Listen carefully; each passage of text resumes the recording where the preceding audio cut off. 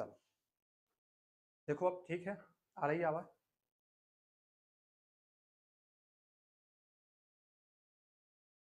एक दुकानदार एक टेबल और एक कुर्सी खरीदता है। वह टेबल को 10% पर और कुर्सी को 20% के लाभ पर बेचे तो उसे कुल पर ना लाभ होता है ना हानि। यहाँ पे कुछ होना चाहिए यार। यहाँ पर 10% कुछ होगा, ठीक है, कि लाभ पर बेचे तो उसे कुल पर ना तो लाभ होता, जब ना लाभ हो रहा ना हानि, तो इसका मतलब है वहां पे हानि होना चाहिए। क्यों? अगर अगर लाभ होता ना तो उसको टोटल बिजनेस पर क्या होता, है ना। तो क्वेश्चन क्या है, 1 मिनट चेक करके बता रहा है हम आपको। क्वेश्चन किस मिस स्पेल्ट लग रहा है वो मैं। एक दुकानदार एक टेबल और एक कुर्सी।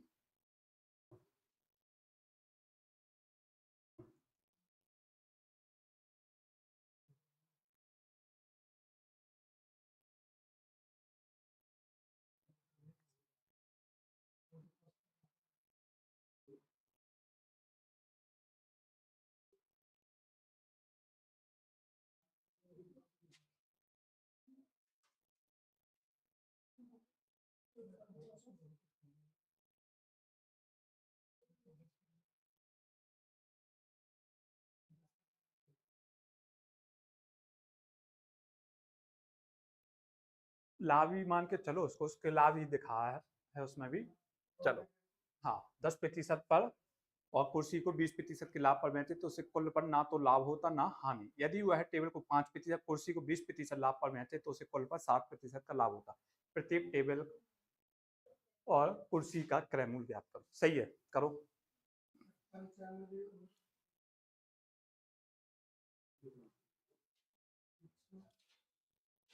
तो उसे कुल पर 60% का लाभ नहीं, यहाँ पर 60 रुपए का लाभ है।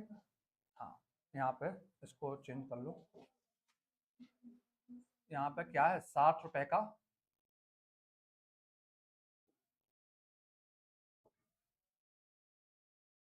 60 रुपए का लाभ होता है। तो प्रत्येक टेबल और कुर्सी का क्रय मूल्य ज्ञात करो। चलो अब सही है, अब कर लोगे, इसको करने की कोशिश करो।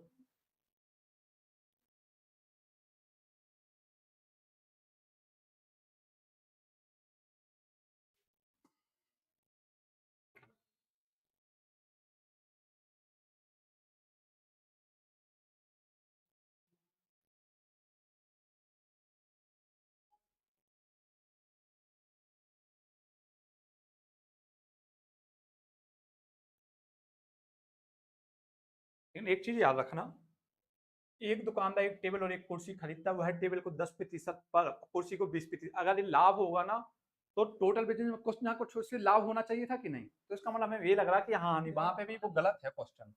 ठीक है, इसको आप यहाँ हानि लिख लो, तब आएगा, वो नहीं तो नहीं आएगा। ठीक, यहाँ पे लिख लो 10% के हानि पर। यहाँ पे हानि करो, 10% हानि पर, लॉस पर।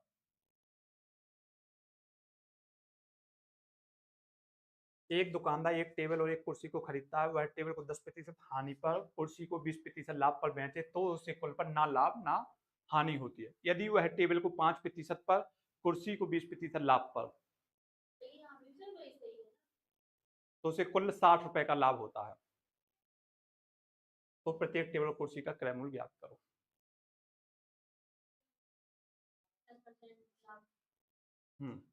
क्या हुआ?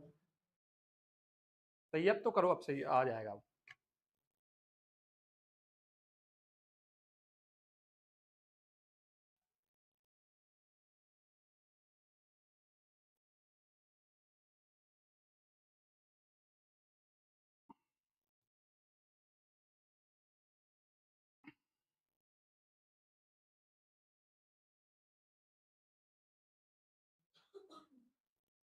आ रहा कि नहीं आ रहा?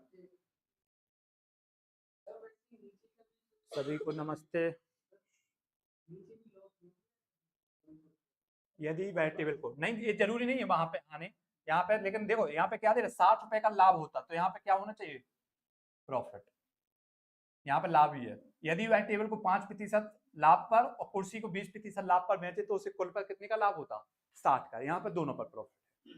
ठीक है, और इसका अपन बता भी देंगे कि ये ऐसा हो सकता कि नहीं हो सकता। चलो देखो, अच्छा तुम लोगों को समझ नहीं पा रहे, करें यहाँ पर। अगर सोचो कि ये वाला क्वेश्चन इतना होता, इतना यहां तक, यहाँ होता ऊपर ऊपर का, तो इतना तो आपको कल कराया ना, फिर तो आप कर लेते। तो कैसे करते अपन इसको, एक दुकानदार एक टेबल को एक कुर्सी, एक टेबल और एक कुर्सी खरीदता है, वह टेबल को 10% हानि पर, और 10% हानि तो क्या लेंगे इसको, माइनस।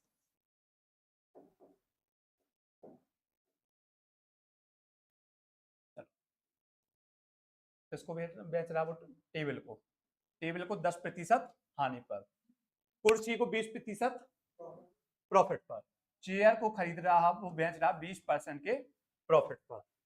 उसे कुल पर ना तो लाभ होता है और ना ही हानि होती, तो मतलब ना लाभ ना हानि, तो क्या मतलब कहना, जीरो। ठीक, अब देखो यहां से तुम लोग खुद पहचानना सीख जाओगे सही क्यों था। अगर यहाँ पे प्रॉफिट होता, यहाँ पे क्या होता, प्रॉफिट, तो हमने आपको मिक्सचर की कंडीशन बताई है कि जो बीच वाली संख्या होती है वो एक से बड़ी और एक से छोटी। अगर यहाँ पे 10 होता तो एक बीच वाली जो संख्या वो तो दोनों से छोटी है, तो मिक्सचर मेथड कभी लगती ही नहीं। तो इससे आप समझ जाओगे यहाँ पे क्या होगी, 100% हानि। हानि होगी जब तो ये संख्या जीरो बड़ा है कि -10 बड़ा है, जीरो बड़ा है, और 20 से जीरो छोटा है, तो एक से बड़ा हो गया और एक से छोटा। तो आप यहाँ से समझ गए कि 10% यहाँ पे क्या था, हानि था। बड़े में से हमेशा क्या घटाते हो आप, छोटा। 20 में से जीरो जाएगा, कितना बचेगा, 20। इस यहाँ पे जीरो में से 10 जाएगा, तो देखो जीरो में से क्या घटाना, -10, तो क्या हो जाएगा, 0 + 10 मतलब कि 10। तो यहाँ पे कितना आएगा, 10। 2:1 आ गया। इसको एक काम करो, चलो रहने दो, 2:1। आपको पता है कल हमने यहां तक किया था, तो ये रेशियो किसका निकलता था, कॉस्ट प्राइस निकलता था। यहां तक किसी को दिक्कत है, बताओ, क्लियर। फिर क्या लिखा, इसके बाद लिखा यदि वह टेबल को 5% प्रॉफिट पर, कहने का मतलब किसका प्रॉफिट आ गया, ये आप वो कॉस्ट प्राइस आ गई टेबल की और चेयर की आ गई। अब इस पर अगर आप 5% निकालोगे तो किसमें आ जाएगा, दशमलव आएगा कि नहीं। तो ये बताओ, इसी कॉस्ट प्राइस को हम 2 को 200 मान लें और 1 को 100 मान लें, मान सकते क्या, 2 जीरो से 2 जीरो कट जाएंगे, तो क्या होगा, 2:1। वो कह रहा अब यदि वह टेबल को 5% प्रॉफिट पर और कुर्सी को 20% लाभ पर बेचता, तो उसे कुल 60 रुपए का लाभ होता है। तो देखो 200 का कितना निकाल लो आप, टेबल का 5%, 200 का क्या निकालो आप, 5%, कितना आएगा, 200 का 5% कितना आएगा, 10 आएगा कि नहीं। ऐसे 200 गुणे 5/100, ठीक। तो कितना प्रॉफिट हुआ, ये क्या निकाला अपन ने, 5% क्या होगा उसको, प्रॉफिट, तो ये कितना प्रॉफिट आया, 10। फिर क्या लिखा, कुर्सी को 20%, कुर्सी को कितने पर, 20% और टेबल को कितने पर, 5% पर। तो कुर्सी का निकालो आप, कितना परसेंट निकालना कुर्सी का, 20, तो कितना आ जाएगा, 20। तो ये क्या निकाल के आ गया अपना, प्रॉफिट। तो कितना आया, 10 और 20 कितने होते, 30, और ये अपन ने माना था ना 200 100, तो ये क्या कहलाएगा, यूनिट। तो 30 यूनिट का मान कितना दिया, 60 दिया कि नहीं। उसको कितने का लाभ होता, 60 का लाभ, लेकिन हमारा कितना लाभ है, 30, तो हमारा 30 क्वेश्चन का 60, ये एक दूसरे के कैसे हो जाएंगे, बराबर। तो किस में बदल गया, रुपयों में बदल गया ना, 60 रुपए। तो यहां से 30 से कम 30, 30 दूनी 60, एक यूनिट का मान कितना आ गया, 2 रुपए।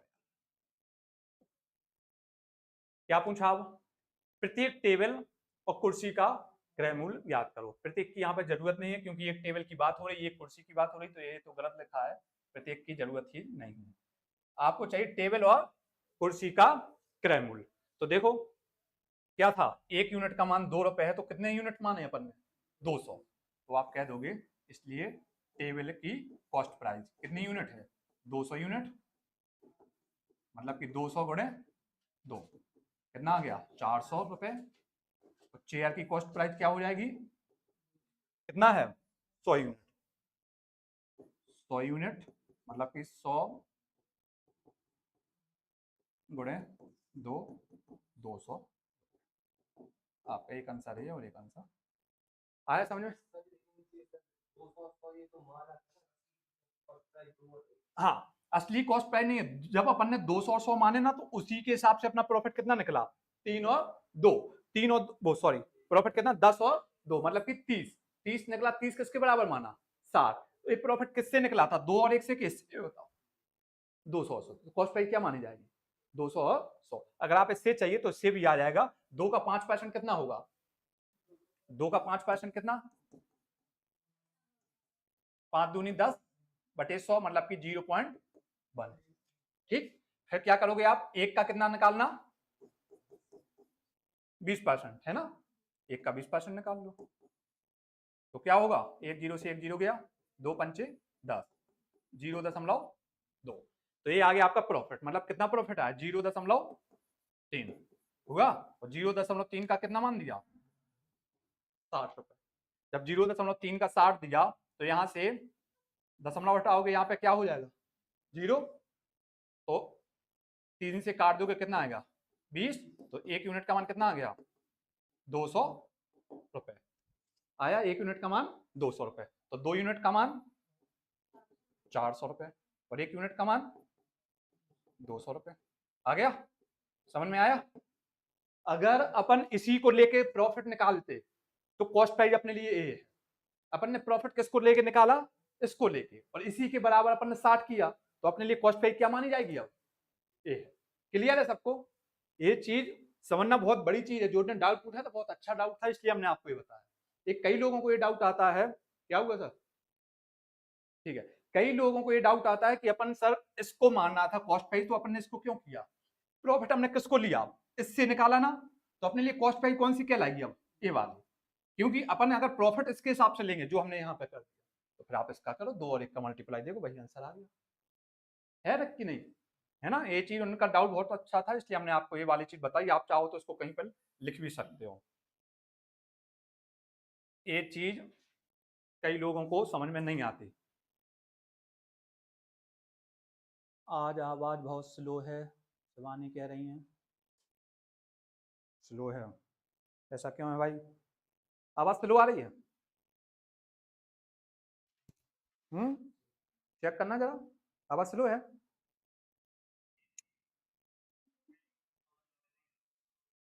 सही तो है, शिवानी तुम्हारे मोबाइल का वॉल्यूम स्लो है डेली की अपेक्षा। ऐसा क्यों, अब करेंगे अभी तो कहीं गड़बड़ ना हो जाए यार।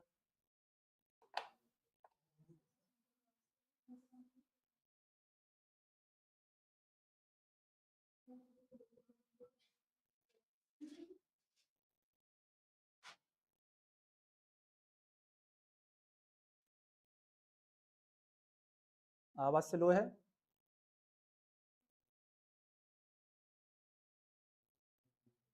हैं?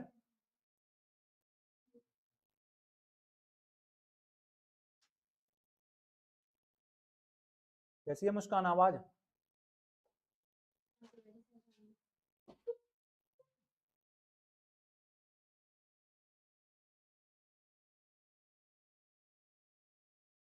चलो कोई दिक्कत नहीं है, अभी एडजस्ट कर लो, है ना।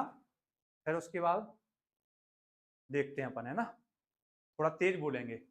ओके, हो सकता है माइक की वजह से प्रॉब्लम हो।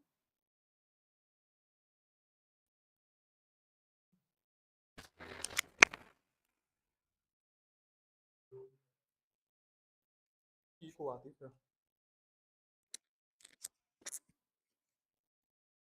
चलो, अब ठीक है आवाज, अब चेक करो आवाज क्लियर है।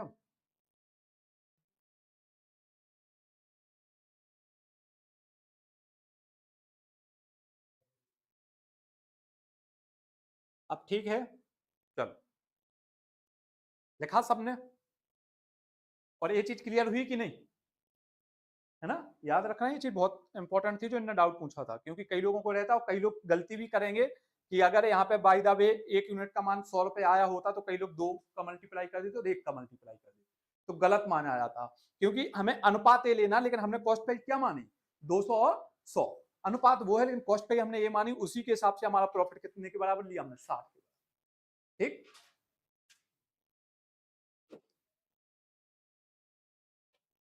ओके चलो पहले से ठीक है अब, है ना।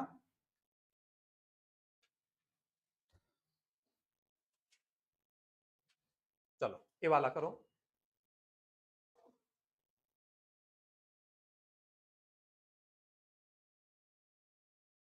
इसी के जैसा नहीं है।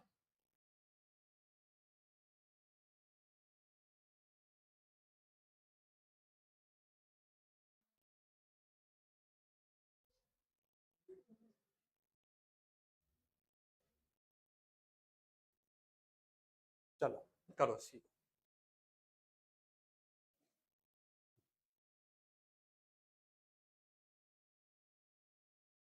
आगे पीछे कर दिए तुम लोगों ने क्वेश्चन, क्यों? कल ये वाला था, ये वाला था कल, कल वाली लगाई पीडीएफ।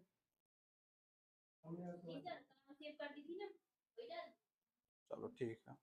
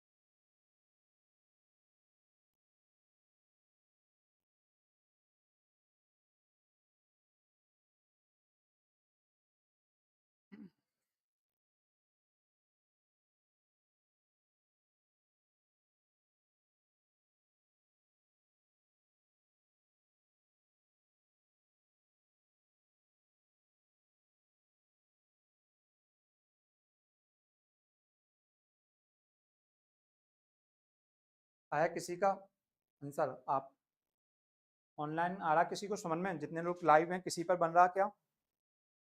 बताओ जल्दी।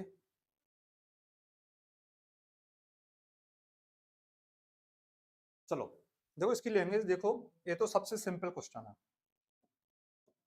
लिखा है एक दुकानदार 30 वस्तु में से प्रत्येक को 3 रुपए वस्तु खरीदता है, बस 16 वस्तुओं को, 16 वस्तु माने 30 में से 16 वस्तुओं को वो कितने परसेंट लाभ पर बेचता? 15%।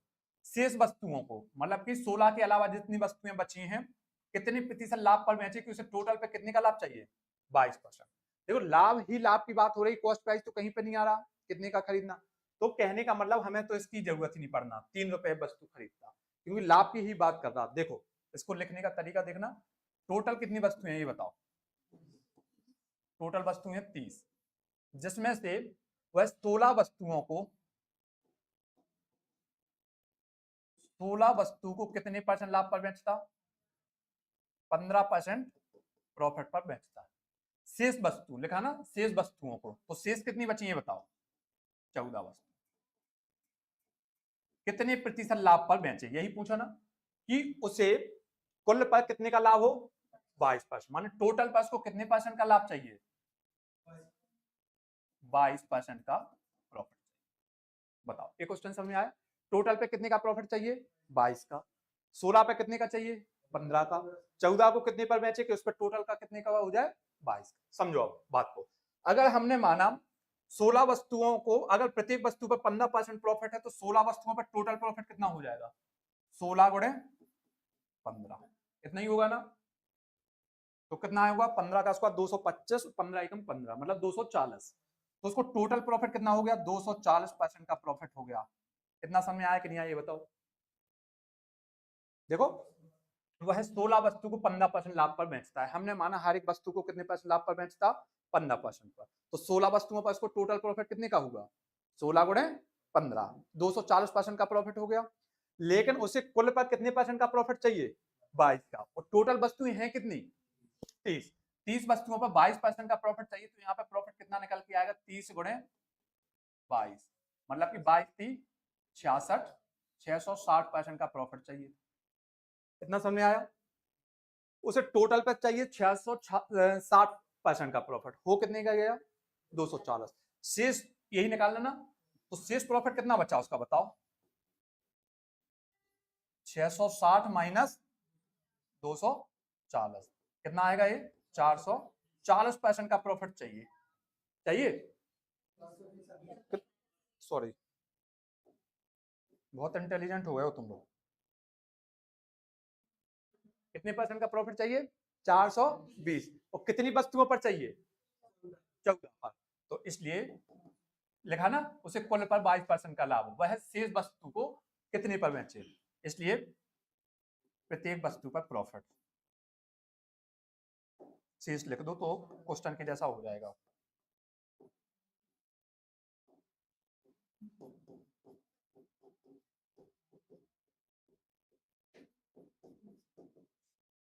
चार सौ 20% का प्रॉफिट चाहिए, कितनी वस्तुओं पर चाहिए 14 पर, 14 × 3 = 42, 30%। बताओ आया समझ में? समझो टोटल वस्तुएं कितनी थी 30, उसे चाहिए टोटल पे कितने का परसेंट प्रॉफिट 22 का। तो कहने का मतलब है टोटल 22 थी 66, अगर हम 30 का मल्टीप्लाई 22 में कर देंगे कितना आएगा 660, हमें चाहिए था 660% का प्रॉफिट, लेकिन उसने क्या किया 16 वस्तुओं को बेच दिया 15% के प्रॉफिट पर। ठीक, तो 16 और 15 किया कितना आया 240, तो शेष वस्तुएं कितनी बची 14, और हमारे पास शेष प्रॉफिट कितना बचा 420। तो क्या करना पड़ेगा प्रत्येक वस्तु को कितने पे ज्यादा में बेचना पड़ेगा ना, तो हमने 420 में 14 का भाग दिया कितना आ गया 30%। आया समझ? लिख लो।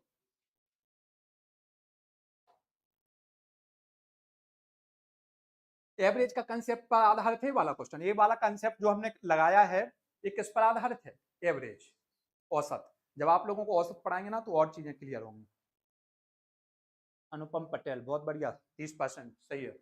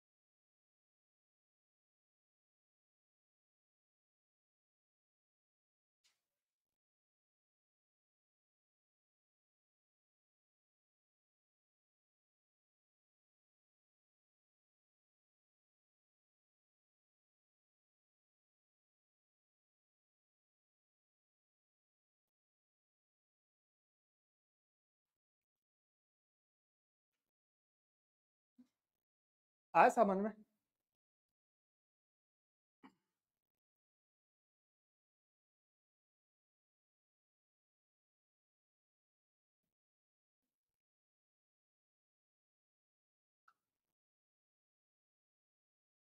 क्या हुआ नहीं आया?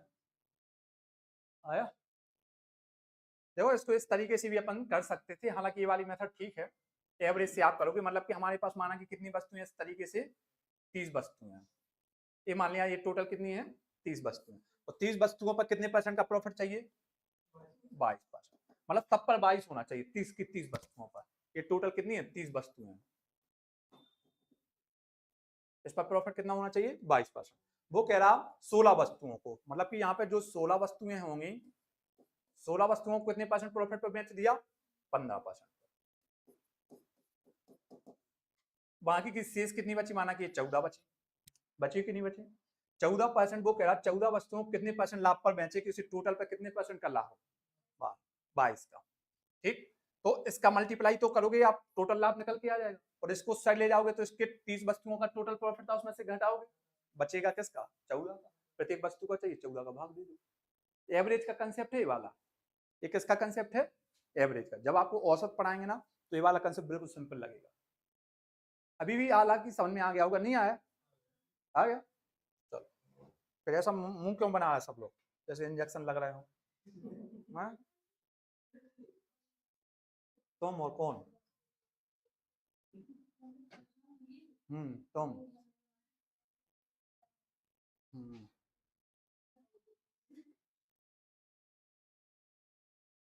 तुम लोग कल कहाँ थे, इतनी लंबी होली मनाई? मुस्कान, रोशनी, सीमा, इधर नीरज, अजीत, तुम दोनों ने, चलो करो इसको। एक दुकानदार 20 वस्तुओं में से प्रत्येक को 48 रुपए पर वस्तु पर खरीदता है। वह 8 वस्तुओं को 10% लाभ पर बेचता है। बची हुई को 20% लाभ पर। पूरे पर लेन देन पर कितने प्रतिशत का लाभ यहाँ हानि हुआ? सेम वैसे ही क्वेश्चन है, इसमें पूछा गया है कितना लाभ यहाँ हानि हुआ।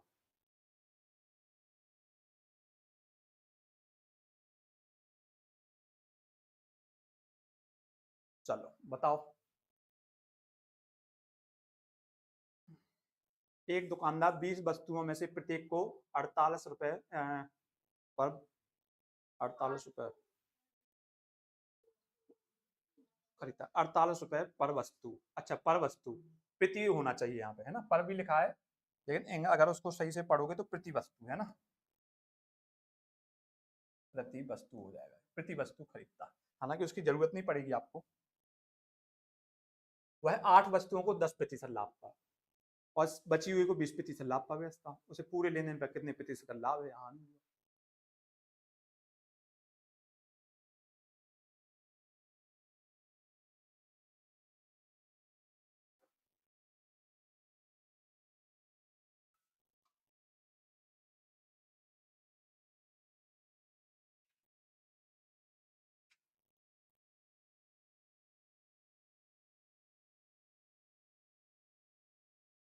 चलो बना कि बताएं।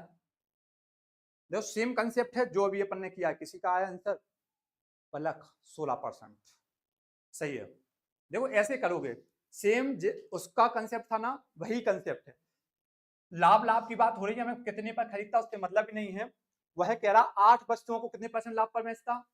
10%। तो 8 वस्तुओं पर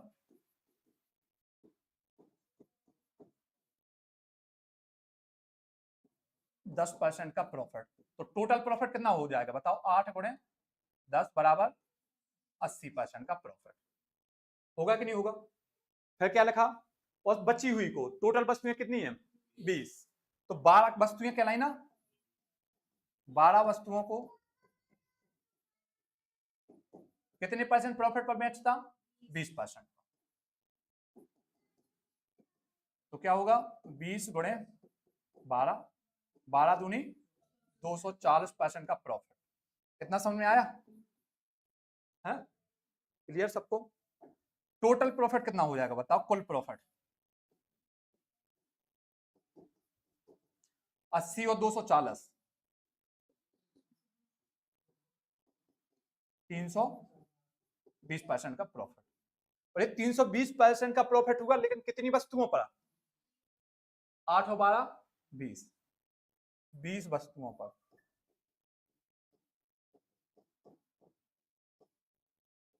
तो प्रत्येक वस्तु, जैसा पिछले में किया, प्रत्येक वस्तु पर, इसलिए एक वस्तु पर प्रत्येक लिख दो।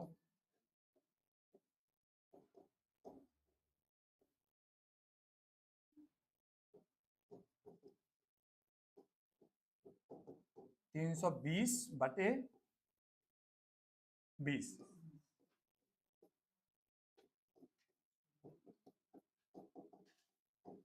आंसर आया समझ? कहने का मतलब हमें चाहिए था 320% का प्रॉफिट पूरी की पूरी 20 वस्तुओं पर। तो हर एक वस्तु को कितने परसेंट पर बेचना पड़ेगा? 16। क्लियर था ना? 320% का प्रॉफिट चाहिए कितनी वस्तुओं पर? 20 पर। तो 16% पर बेचो हर एक वस्तु, तो 16 दूनी 32, 320% का प्रॉफिट हो जाएगा। अगर अपन ये वाली बंद करते तो ये कंप्यूटर भी बंद हो रहा है ना, इस वजह से डिस्टर्ब हो रहा है, ऐसा लग रहा है। क्या रिफ्लेक्स में तो नहीं है? हमें लगता है वो। चलो ठीक, समझ में आया सबको?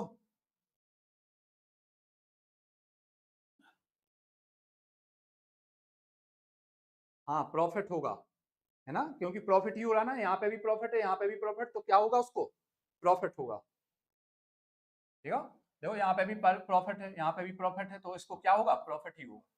हानि तो होगी नहीं, वो तो उसने कंफ्यूज करने के लिए पूछा कि प्रॉफिट होगा कि हानि होगी।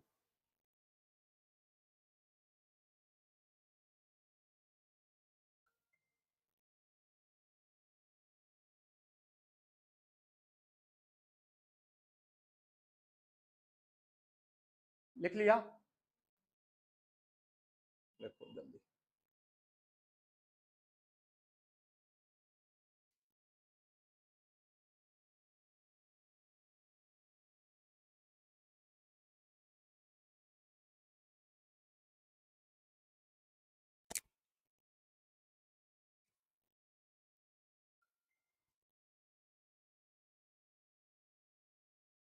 डाउट हो तो पूछ लो।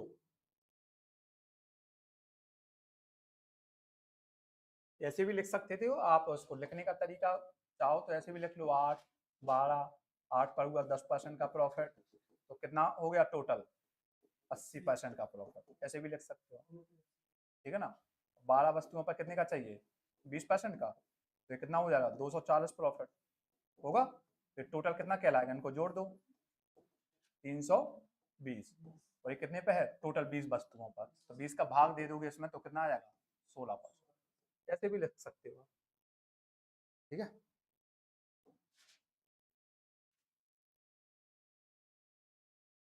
समझ में आया, चलो अगला करो।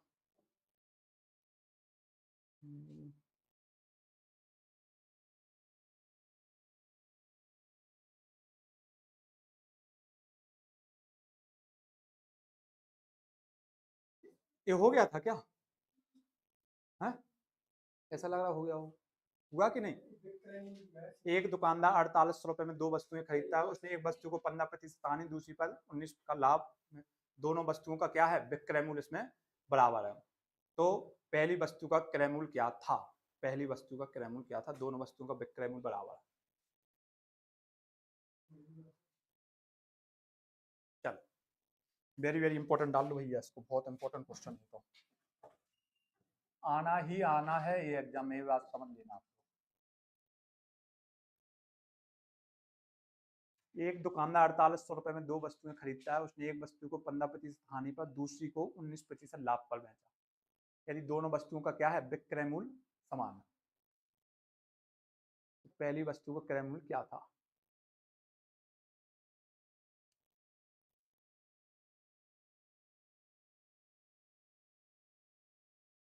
बताओ।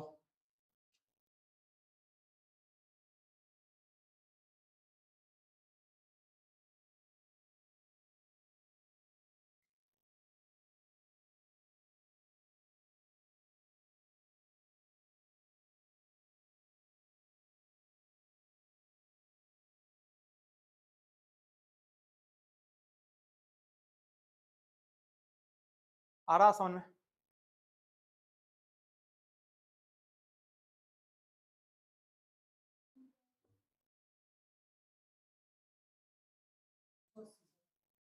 पहली वस्तु का क्रय मूल्य 180, 4800 रुपए में खरीद रहा है भैया, है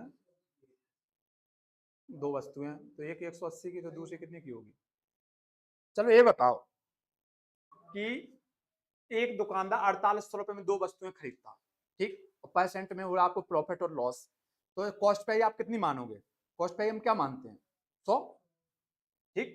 तो ऐसे क्वेश्चन में जब भी ये आ जाएगा ना, उसने एक वस्तु को देखो, समझो एक बहुत अच्छी ट्रिक बताएं आपको, एक वस्तु को क्या करे वो हानि पर बेचे और दूसरी को क्या बेचे 19% लाभ पर, तो आप तब बेच पाओगे हानि पर या लाभ पर जब आपको क्या पता हो कॉस्ट, कितना तो पता है, क्योंकि प्रॉफिट और लॉस हमेशा किस पर होता कॉस्ट प्राइस पर। तो हमने यहाँ पे माना cost price, let cost price मान लिया अपन ने कितना, माना कॉस्ट प्राइस कितनी है 100 है, 100 मान लिया, ठीक। जब कॉस्ट प्राइस 100 मानी, तो ये बताओ और 2 वस्तुएं हैं, एक मान लिया अपन ने ए और एक मान लिया अपन ने बी, 2 वस्तुएं हैं ए और बी, दोनों के लिए कॉस्ट प्राइस क्या होगी समान होगी। उसने एक वस्तु को 15% हानि पर बेचा, तो ये बताओ 15% हानि पर बेचा मतलब कितने में बेचा 85 में, यही हुआ ना 3/5 नहीं, वो तो फिर क्या कहलाएगा कि लॉस में बेचा। कहने का मतलब अगर हमने 100 रुपए कॉस्ट प्राइस मानी है, उसने 15% हानि पर खरीदा, क्या किया 15% हानि पर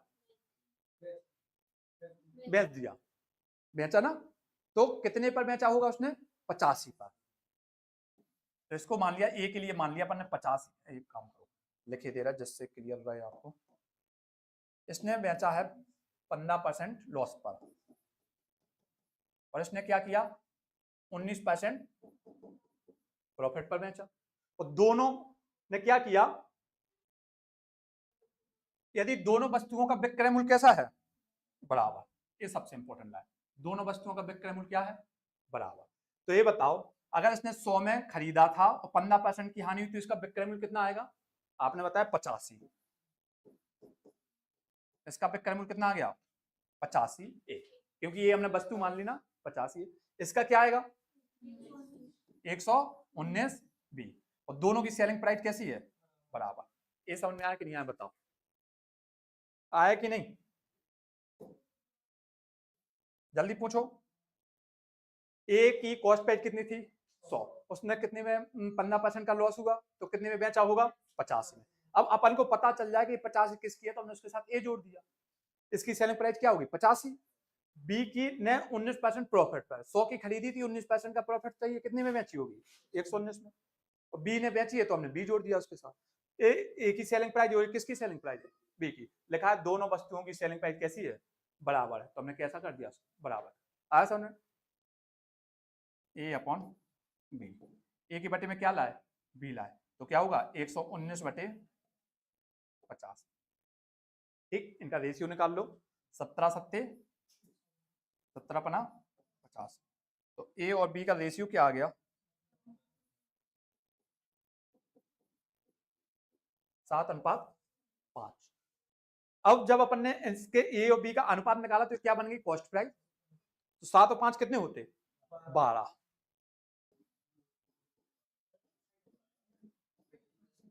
तो 12 यूनिट का मान कितना दिया 4800,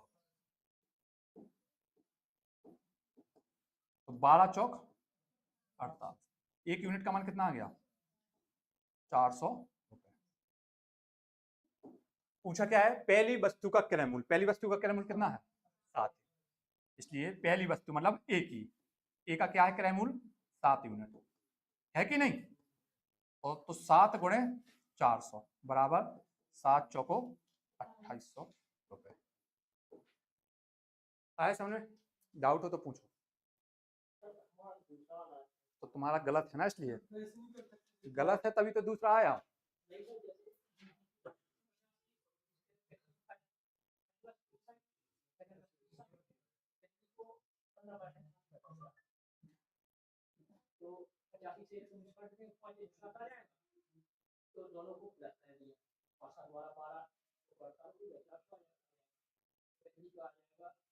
तो फिर तुम्हारे लिए पहली कौन सी कहलाएगी, ये सोचो ना, पहले क्या दिया आपको 15% की हानि, तो जिस पर हानि हो रही है वो कहलाएगी ना आपको, हाँ पहली कहलाएगी। तो आपका रेशियो चेंज हो जाएगा, निकालना तो 7 ही का, उसमें भी 7 के निकालना पड़ेगा, उससे क्या फर्क है, तो बस 2800 आएगी, 5 का 2000, दूसरी वस्तु का पूछता तो 2000, पहली वस्तु का पूछा ना, तो पहली वस्तु क्या कहलाएगी आपकी 7 यूनिट जिसमें आपको क्या हो रही हानि हो रही, पहली वस्तु मतलब जिस पर आपको हानि हो रही, तो वो किस उसका रेशियो क्या आया 7 आया। चाहे आप ऐसे ऊपर नीचे भी कर दो तब भी क्या फर्क पड़ेगा, कोई नहीं, जैसे आप यहाँ पे बी बटे लिखते और आपका आता 85 बटे 119, ठीक है 17 पर 50, 17 सत्ते 119, एक को पहली वस्तु कौन सी कहलाएगी ये कहलाएगी, ऐसा आया होगा, उससे कुछ भी फर्क नहीं पड़ेगा, ठीक है क्या, हाँ आंसर सही है, लेकिन समझना है कि पहली वस्तु कौन सी कहलाएगी, पहली वस्तु वही कहलाएगी जिस पर आपको 15% का क्या हुआ लॉस हुआ। सबको क्लियर है,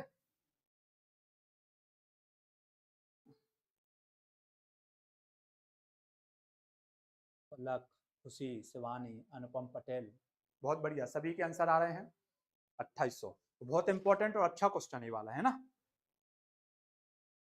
कितने बचे 1 2 3 4 5, कल पढ़ेंगे अपन इनको, ठीक है। तो टाइम हो गया है 7:10, इसलिए लाइव क्लास को आप इतना ही रहने देते हैं, कल थोड़ी हमको व्यक्तिगत काम है तो कल आपकी छुट्टी रहेगी है ना, मैथ रीजनिंग की ओनली, बाकी आपकी जीएस की क्लास रहेगी है,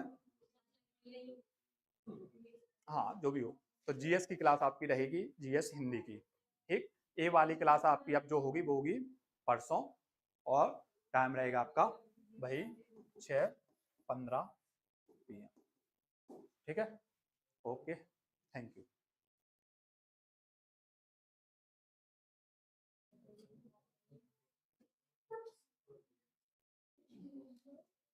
कौन कह रहा नहीं लगती क्लास?